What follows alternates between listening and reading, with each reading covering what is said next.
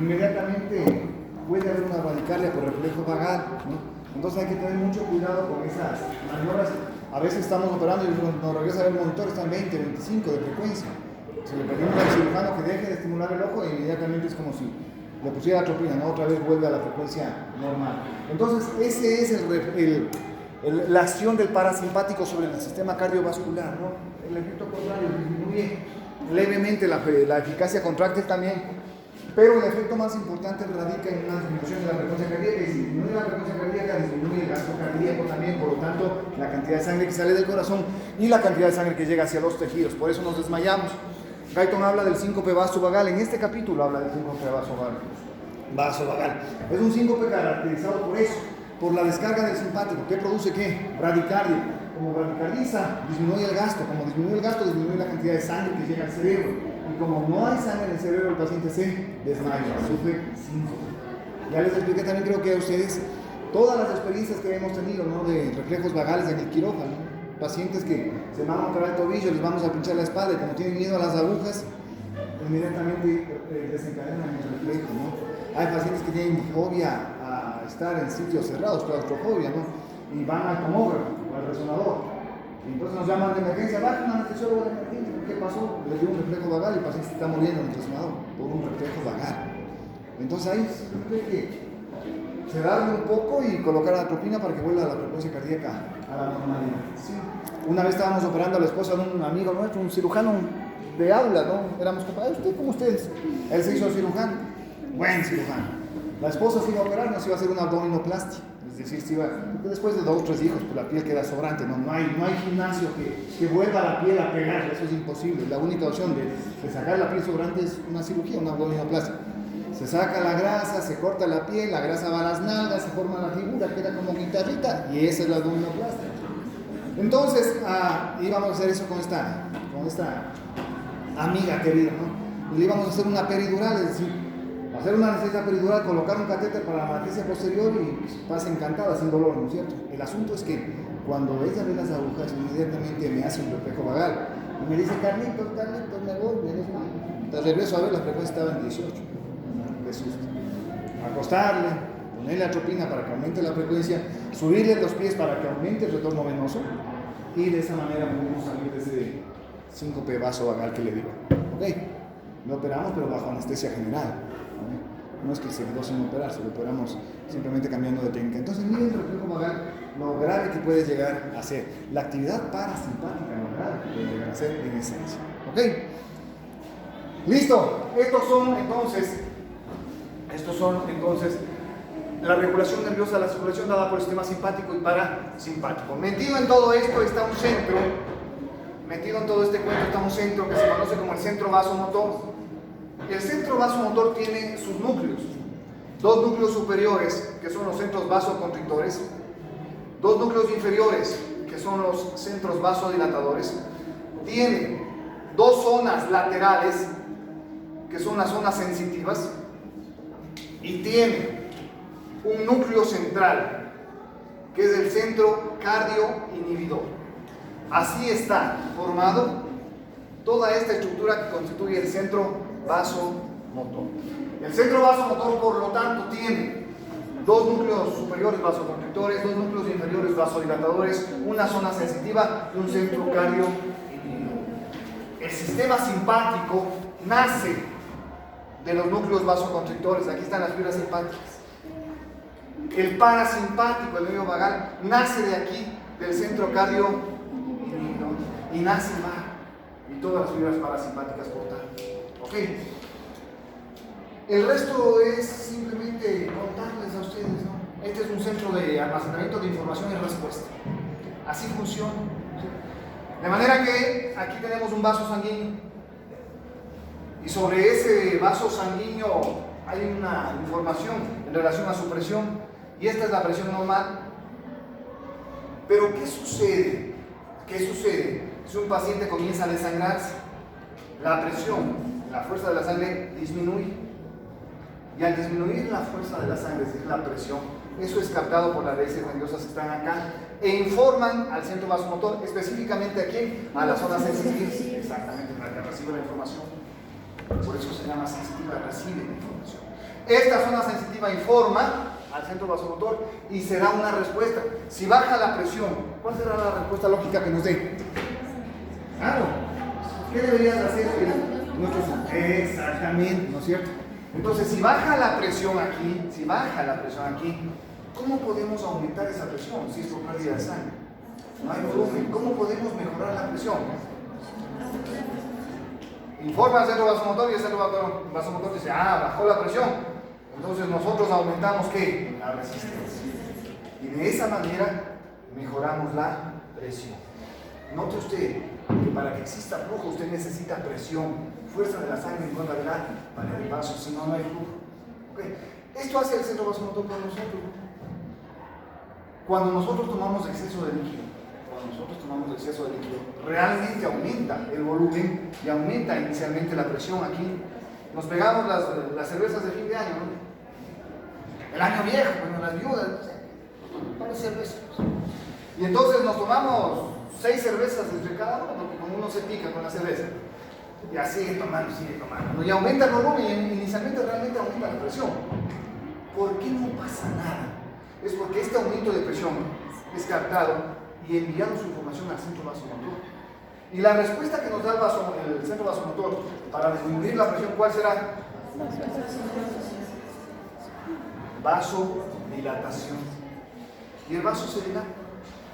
Y como se dilata el vaso, la presión disminuye. Y de esa manera se regula la presión. Esto va haciendo el centro vasomotor toda la vida por nosotros. Va regulando.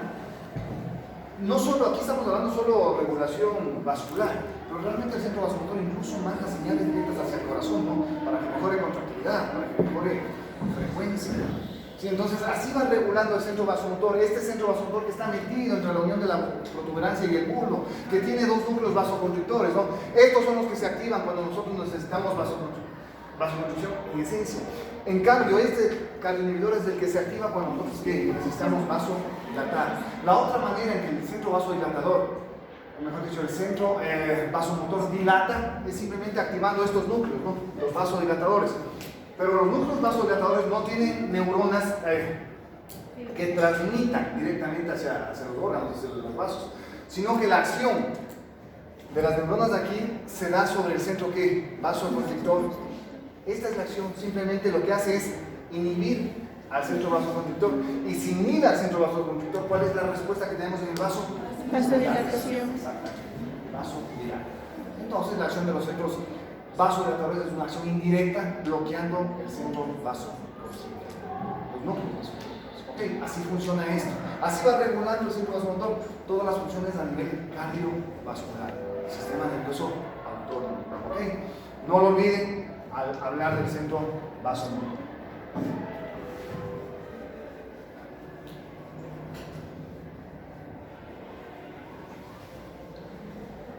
Siguiendo con este cuento, van a notar ustedes al leer el capítulo que todas estas señales nerviosas desencadenan lo que se conoce como los reflejos nerviosos de la circulación. Son reflejos que nos están ayudando a regular y a mantener condiciones estables de la presión. Uno de esos reflejos es el sistema de ¿qué? De vasoreceptores. Los vasoreceptores, ¿cómo funcionan? Simplemente de la siguiente manera. Este es un vaso sanguíneo. Hay gran cantidad de vasoreceptores en la mayoría de vasos, pero hay acumulación de vasoreceptores en 2 sitios: en la bifurcación de la carótida y en el callado aórtico. Hay gran cantidad de estas, que son terminaciones nerviosas libres, tipo spray. ¿Qué quiere decir esto? Viene la terminación nerviosa y da múltiples ramificaciones que se incrustan en la pared del vaso. Por eso se llaman tipo spray. Estos vasoreceptores están conectados con el centro vasomotor. Llevan la información realmente al centro vasomotor.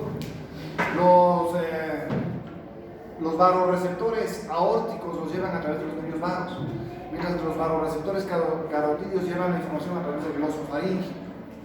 Pero todos llevan la información hacia acá, hacia el centro vasomotor.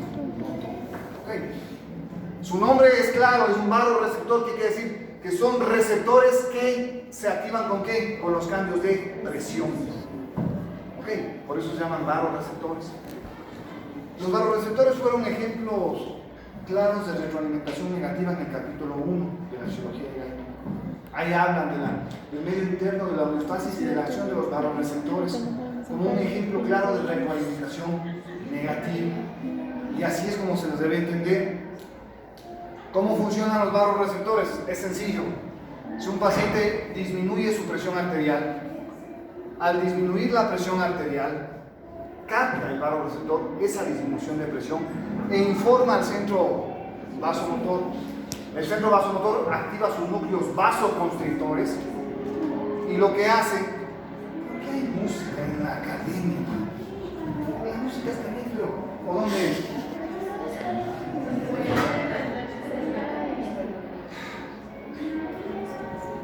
Ok, ¿qué celebra por esta fecha?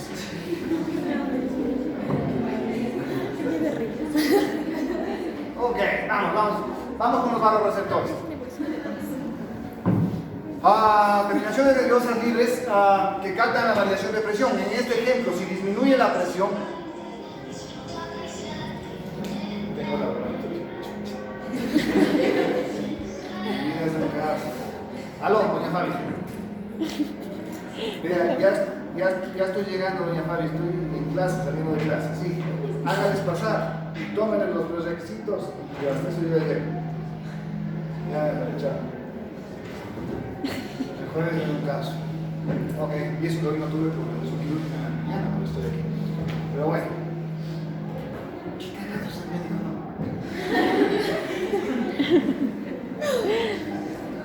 Me voy tranquilita en la clínica, sin hecho examen. Pero me gusta venir a la mañana. Atormentar a los estudiantes es mi pasión. Lo grabé. No, mentira. Ustedes revitalizan mi vida. Otro contexto a mi vida. No, estuviera muerto, quiero con tanto paciente grave que tengo ahí. Se complicó un paciente de casi 50 días, hubiera salido en las noticias. Pero bueno. Pero es que ustedes son muy relaxados con eso. La docencia, ¿verdad? Yo me siento como pez en el agua. Como uno debe sentirse cuando algo le gusta. Ok. ¿Qué estamos diciendo ahí? De los vasoreceptores que cuando baja la presión. Ya. Estamos hablando de que estos son receptores de presión. Baja la presión y inmediatamente envía la información al centro vasomotor. El centro vasomotor debe darnos una respuesta porque nos está protegiendo. Y ese es que vasoconstricción. Como hay vasoconstricción, simplemente mejoramos la presión de esa manera y permite flujo. Ok, así actúa el vasoreceptor. Lo mismo que cuando aumenta la presión, ¿no? El ejemplo contrario, aumenta la presión por cualquier causa. Y ese aumento de presión es captado por el barroreceptor. Envía la información al centro vasomotor y el centro vasomotor no tiene otra opción que hacer ¿qué? Dilatar. ¿Cierto? Dilatar el vaso para disminuir la presión.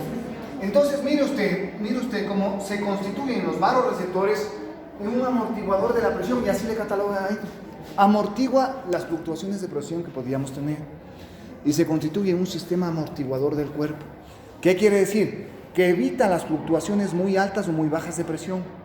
Si no tuviésemos barroreceptores, el paciente que sangró 1 litro se quedaría con presión baja y nunca podría tener flujo. O el paciente que se toma 2 o 3 litros de cerveza aumentaría tanto la presión que estaría hipertenso durante todo ese tiempo, con el riesgo de una hemorragia. ¿Qué hacen los barroreceptores? Evitan esas fluctuaciones y van regulando. Y mantienen casi siempre la presión entre ¿cuánto? Entre 50 y 150, 50 y 150. Entre la presión más alta y la presión más baja. Hay un gráfico en Guyton que es bonito, ¿no? Te hicieron un experimento en donde cortan los barroreceptores. Y al cortar los barroreceptores ven cómo fluctúa la presión arterial. Y ven que la fluctuación de presión arterial es así, inmensísima. Sin barroreceptores. Entre la más alta y la más baja hay una fluctuación inmensa. ¿Qué pasa con el barroreceptor? Cuando tenemos intactos los barroreceptores, la fluctuación de presión apenas es mínima. Entonces, para eso sirven los barroreceptores. Esencialmente, ¿para qué? Para mantener nuestra presión arterial dentro de límites normales, a pesar de las alteraciones que pueda haber. Por supuesto que hay alteraciones, ¿no? A veces no ingerimos líquido en todo un día. Disminución de volumen. A pesar de eso no nos baja la presión. No nos baja. No tenemos o no hemos ingerido líquidos, no pasa nada, ¿no? ¿Pero qué? evitamos fluctuación de presión gracias a barroreceptores. O el contrario, ¿no? A veces tomamos 3, 4 litros en un día. Está bien, no pasa nada. El barroreceptor se activa, los barroreceptores, respuesta hacia el vaso se dilata. Como se dilata el vaso, disminuye presión lo primero, pero a la vez llega más flujo hacia el riñón. Pues. Y al llegar más flujo hacia el riñón en vaso dilatado, más filtra y más eliminan ustedes el exceso de líquido que tienen. Porque el funcionamiento es perfecto, pues exacto. Es perfecto, absolutamente perfecto. Su cuerpo funciona con una armonía increíble, porque la fisiología es así. ¿Okay? Así nos van cuidando. Usted no necesita hacer nada, absolutamente nada. No necesita hacer nada para activar su sistema de alerta, para que su cuerpo esté pilas y le defienda ante situaciones extrañas. Si usted pierde sangre, su cuerpo ya está actuando ¿para qué? Para mejorar la presión y que no se quede sin flujo su tejido, su sistema nervioso central, su corazón. Así va trabajando. Gracias a este sistema de ¿qué? De barroreceptores. ¿Ok? Este sistema de barroreceptores no es el único. No es el único, ¿no? Hay un sistema muy parecido, pero que en vez de activarse por presión, se activa por sustancias químicas. Son los quimioreceptores. Actúan igualito. Los quimioreceptores se activan cuando disminuye la concentración de oxígeno en la pared del vaso. ¿Cuándo disminuye la concentración de oxígeno en la pared del vaso? Cuando no tenga una buena presión. Como no hay presión, la nutricia tampoco tiene presión y no se nutre el vaso. Disminuye la concentración de oxígeno acá. Y por lo tanto el quimioreceptor capta eso e envía la información al centro vasomotor. El centro vasomotor manda una respuesta para mejorar la presión. ¿Okay? Lo mismo pasa al contrario, se aumenta la presión, más oxígeno en la pared del vaso y por lo tanto el quimioreceptor capta eso y el vaso dilata. ¿Okay? Eso hacen los quimioreceptores, un efecto muy parecido a los barroreceptores, pero su origen es diferente. El uno actúa por presión y el otro debido a sustancias químicas, oxígeno esencialmente. En la parte final de este capítulo se habla de un montón de reflejos nerviosos de la circulación que ustedes los van a tener que leer porque les tomo esos a cada rato, no sé todo, Dani, que les tomo los reflejos de Banvich, de baja de volumen, compresión abdominal, los reflejos químicos del sistema nervioso, ¿no? ¿Qué habla ahí, no? Nada del otro mundo para el que lea. Son reflejos nerviosos que nos están regulando también el flujo sanguíneo, la presión arterial, ¿ok? ¿Cuáles son los reflejos de baja presión? Los reflejos de baja presión son los mismos barroreceptores, pero en zonas de baja presión, esencialmente en la arteria pulmonar. Note usted que la arteria pulmonar en comparación a la aorta tiene nada de presión. La pulmonar tiene 25, la aorta tiene 120 de presión sistólica. Entonces hay receptores en la pulmonar que también pueden captar esa variación de presión. A eso se les conoce como receptores de baja presión. Nos ayuda a regular lo mismo, manda información al centro vasomotor y el centro vasomotor regula aumentos o disminuciones de presión. ¿Okay? Hay otro reflejo que se conoce como el reflejo de volumen a nivel de la aurícula, ¿no? Usted se toma las 3 o 4 cervezas con el pan, con el amigo, con los vagos del barrio, ¿no es cierto? Y entonces está con las compañeras del colegio, ¿no? Y entonces, claro, nos tomamos un exceso de líquido y aumentamos volumen. El aumento de volumen hace que usted absorba más volumen hacia la sangre, el retorno venoso aumenta y la aurícula se distiende, ¿no? La aurícula derecha se distiende por el choque de mayor cantidad de sangre. Eso se llama reflejo de volumen. Al distenderse la aurícula, secreta la aurícula factor atrial natriurético. Así se le llama, factor atrial natriurético, que es un factor que produce diuresis. Se libera en la aurícula, va por la sangre y promueve en el riñón el aumento de líquidos del filtrado abdominal. ¿Okay? Por lo tanto, aumenta la orina. ¿Por qué? Porque estamos con un aumento de volumen. Y eso es un reflejo nervioso también como producto del aumento de presión. ¿Okay? El aumento de volumen se conoce como reflejo de volumen, tiene que ver con eso. El reflejo de Banvich, que también lo van a leer, hace lo mismo, ¿no? Distiende la aurícula, pero cuando distiende la aurícula por el aumento de presión, distiende el nódulo sinusal, estira el nódulo sinusal, y al estirar el nódulo sinusal produce taquicardia. ¿Okay? Entonces la taquicardia nos ayuda a aumentar el gasto y que se elimine en el riñón el exceso de líquido. Es el reflejo de Banvich. De todos los reflejos que ustedes van a leer, el que más me interesa que ustedes capten, además de esto de los barroreceptores y quimioreceptores, es el reflejo o la respuesta isquémica del sistema nervioso central, porque con eso sí se van a topar. La respuesta isquémica del sistema nervioso central quiere decir, ¿qué es isquemia? La falta de flujo sanguíneo hacia un tejido. Se queda isquémico, sin flujo. ¿Okay? Eso se ve mucho en el traumatismo craneoencefálico, ¿no? O en una hemorragia intracerebral por una ruptura de aneurisma o hipertensión arterial, lo que sea. Se rompe un vaso y al romperse un vaso causa el hematoma. El hematoma, que es un cuerpo, comprime al sistema nervioso, al cerebro. Al comprimir al cerebro, comprime también los vasos sanguíneos. Y vaso sanguíneo que está comprimido no puede tener ¿qué? Flujo. Y se produce una isquemia del sistema nervioso. Esa es la respuesta isquémica del sistema nervioso. A eso se refiere. Como no hay flujo, hay isquemia del sistema nervioso. Y como se produce isquemia del sistema nervioso, se produce isquemia del centro vasomotor. No hay flujo adecuado hacia el centro vasomotor. Cuando eso sucede, se ve una activación ¿de qué? De los núcleos vasoconstrictores. En otras palabras, se aloca el sistema simpático en su origen por la falta de nutrición, de hielo, por isquemia. ¿Y qué es la respuesta del sistema nervioso simpático? Inmediatamente el corazón se aloca y hay una potente ¿qué? Vasoconstricción. Por lo tanto, la presión arterial aumenta un montón. Siempre que ustedes tienen traumatismo craneoencefálico grave, con edema, con sangrado, van a tener en ese paciente hipertensión arterial. Nuestros pacientes que están con traumatismos craneoencefálicos en los hospitales, todos van a hacer ¿qué? Hipertensión arterial como respuesta ¿a qué? Como respuesta isquémica del sistema nervioso central, del centro vasomotor. No lo deben olvidar. ¿Okay? No lo deben olvidar porque esta es pregunta de cajón. De todo lo que hemos podido ver, de todas las preguntas que les van haciendo, hay muchas que en clases de fisiología se les va dando. ¿Okay? Entonces la respuesta isquémica del sistema nervioso central se traduce en ¿qué? En hipertensión al paciente. ¿Por qué? Porque se activa el simpático, los vasos se cierran y aumenta la presión. No es bueno, por supuesto que no es bueno. Porque un aumento en la vasoconstricción excesiva va a disminuir con el tiempo el flujo hacia los tejidos. Si usted cierra el vaso, ¿cómo llega el flujo hacia los diferentes tejidos? Es bueno como un sistema de protección cuando la presión cae y todo esto, pero no es bueno tener una respuesta isquémica sostenida si sabemos que eso va a disminuir el flujo hacia ciertos tejidos. ¿Okay? Señores, esa es la respuesta isquémica del sistema nervioso central. Hay una variación de esta respuesta isquémica que se conoce como reacción de Cushing. La reacción de Cushing les voy a tomar.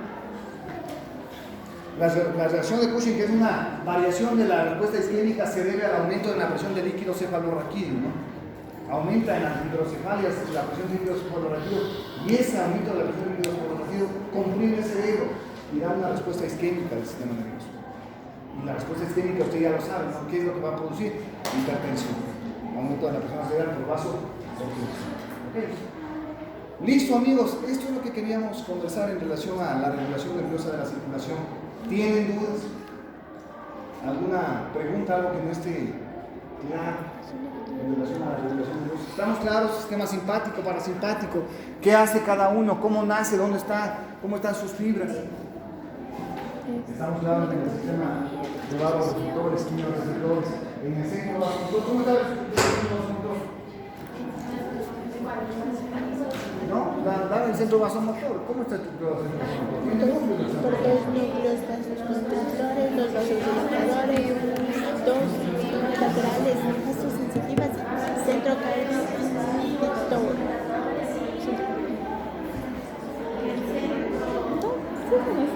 Cuando queremos tenemos atención.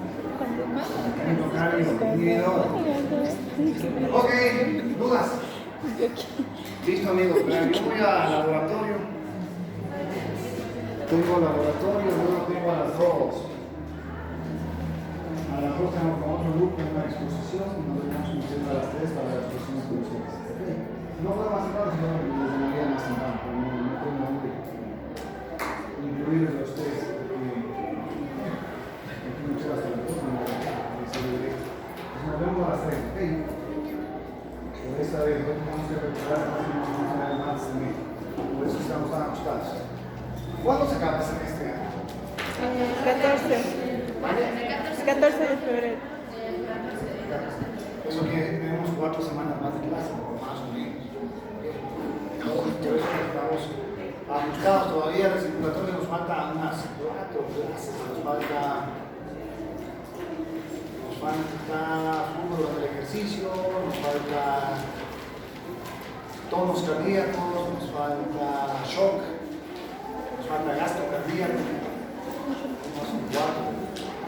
Y de ahí nos saldrá pulmonar. Ahí tenemos que ver con capítulo de estudio pulmonar. Entonces, este capítulo, mi semestre es largo en cuanto a capítulo, en cuanto a estudio. El otro era corto, era fácil. Entonces, aprovechar eso. Listo, amigos, a meterle ñeque en la parte final. Nos vemos mañana, ya te aviso el lugar. Listo. Nos vemos más tarde.